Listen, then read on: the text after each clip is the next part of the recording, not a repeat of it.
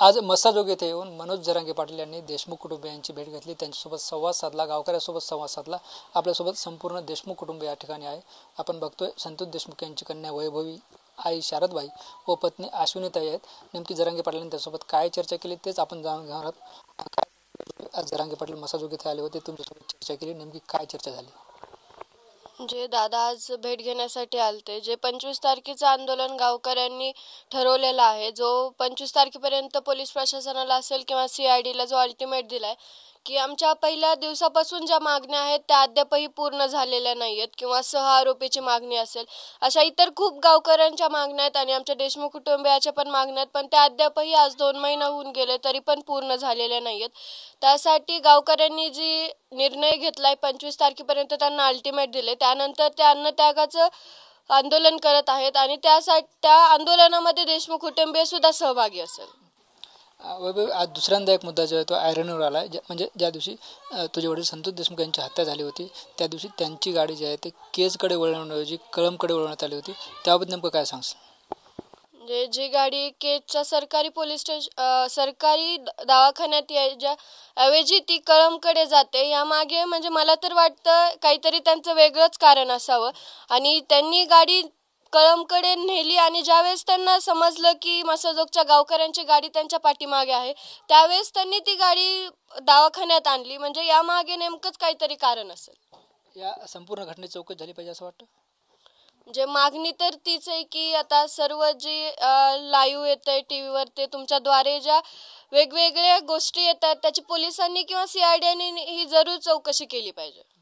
निश्चितच ही होती वैभवी, आपल्यासोबत संतोष देशमुख यांच्या आई आहेत शारदबाई। आई, काय सांगाल? आज जरांगे पाटलांनी ते तुमच्या घरी आले, भेट दिली?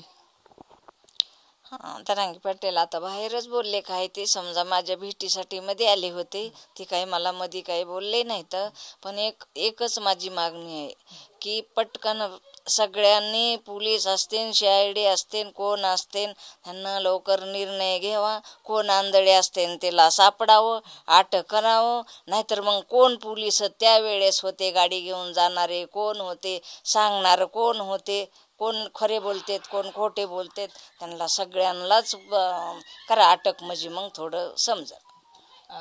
तुम्ही जरांगे पाटलांना काही बोललात का? नाही, जरांगे पाटील माझे भेट घ्यायला आलते, मी त्यांना काहीच बोलले नाही। कशाला बोलते? आता ते बहीण म्हणून माझ्याकडे भेट घ्यायला आलते, ते मला काहीच बोलले नाहीत आणि काही हाय ही चालू बोलते मी ना, फक्त पटकन सगळे कोण असतील त्यांनी लवकरात लवकर ती आंधळे सापडावं, नाहीतर पूर्ण आमचं मस्साजोग आंधळ व्हायच्या वेळेला आले, नाहीतर हो का आता काहीच नाही। आता एवढे दिवस मी किती झाले, 3 महिने होत आले मी घरात बसली, मी काय आता घरात आम्ही बसू शकत नाहीत, आम्ही आंदोलनात बाहेर निघतो।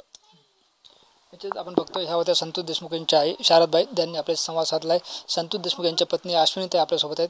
ताई, काय सांगाल? आज जरांगे पाटील आले होते, त्यांनी तुम्हाला धीर देण्याचा प्रयत्न केलाय?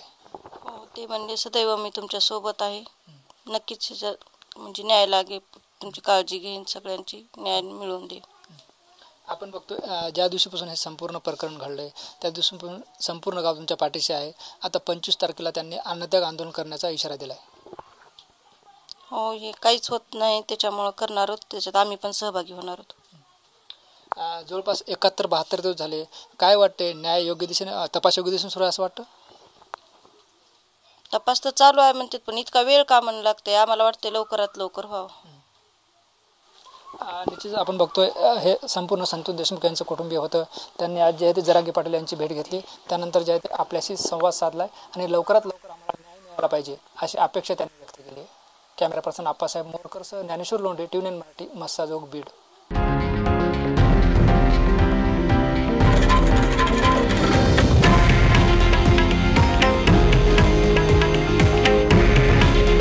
हे आहे देशातील नंबर 1 न्यूज नेटवर्क आणि आपण पाहत आहात TV9 मराठी। काळजी तुमची, हित महाराष्ट्राचं।